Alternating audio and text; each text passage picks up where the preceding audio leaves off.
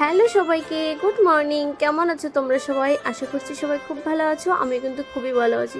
তো বন্ধুরা, সকাল সকাল ঘুম থেকে উঠে না আবার প্রচণ্ড ঘুম পাচ্ছে, তাই বলছিলাম আমি ইশারায়। তো যাই হোক, হাজব্যান্ড সকাল সকাল কাজে বেরিয়ে গেল, আমি আমার কাজকর্ম ব্যস্ত হয়ে পড়েছি। এখন কাজ করার ফাঁকে ফাঁকে কিছু ভিডিওর ক্লিপস নিয়ে রেখেছি, সেগুলো তোমাদের সঙ্গে শেয়ার করছি। তো আজ আমি সম্পূর্ণ অন্যরকম একটি ভিডিও নিয়ে এসেছি। আমি কিছু প্রশ্নের অ্যান্সার দেব।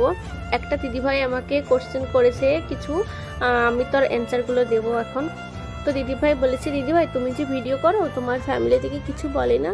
না না দিদিভাই, আমার ফ্যামিলি থেকে কিছুই বলে না। আমার হাজব্যান্ড আমার সাপোর্টে আছে। আমি ভিডিও করি, অনেক দিন থেকেই ভিডিও করি। তো আমার আগেও একটা পেজ ছিল, তখন ওটাতে আমার 5000+ ফলোয়ার্স ছিল। তখন ওইটা আমি আসলে চেঞ্জ করে ফেলেছি, করে নতুন একটা পেজ খুলেছি, এইটা ড্রিম লাইফ বয় ঈশা। আমি এটাতেই ভিডিও করি। আমার একটি ইউটিউব চ্যানেল আছে, ইউটিউব চ্যানেলটাতে আমার প্রায় 55,000+ ভিউজ আছে। তো যাই হোক, ওটাতে আমি ভিডিও আপলোড করে রেগুলার, ফেসবুকেও করছি।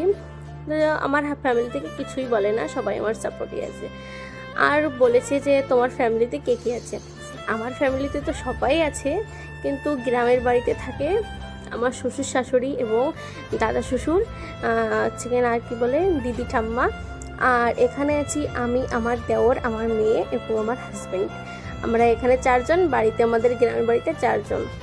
আর বলেছে যে দিদিভাই তোমার বাড়ির আশেপাশে কেউ কিছু বলে না?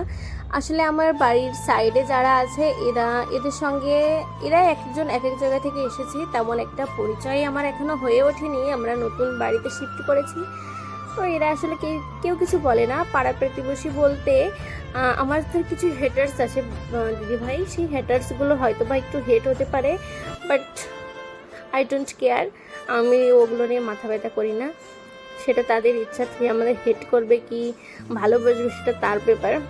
যাই হোক, আরেকটি কমেন্ট যে দিদিভাই তোমাদের কি লাভ ম্যারেজ না অ্যারেঞ্জ ম্যারেজ? আমাদের লাভ ম্যারেজ দিদিভাই।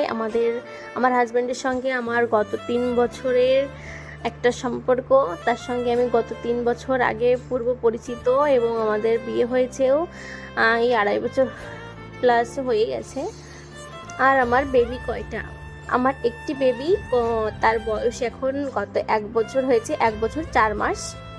আর আমি কি করি দিদিভাই? আমি কিছুই করি না। আমি বাড়িতে যে কাজগুলো থাকে, আমি একজন হাউসওয়াইফ, বাড়িতে যে কাজগুলো থাকে আমি সেই কাজগুলোই করি। কাজের ফাঁকে ফাঁকে এখন একটু কন্টেন্ট ক্রিয়েটার হিসেবে মানে কন্টেন্ট ক্রিয়েট করছি। জানি না সফলতা পাবো কিনা, বলতে পারছি না, তো চেষ্টা করছি। আসলে আমার বাচ্চা আছে, এজন্য আমি রেগুলার ভিডিও আপলোড করতে পারি না, সে এখনও অনেক ছোট। তো আজকে গল্প করতে করতে অনেক প্রশ্নের উত্তর দিয়েছি। আজ ছিল রান্না করেছি ডিম লাউ একসঙ্গে রান্না করেছি।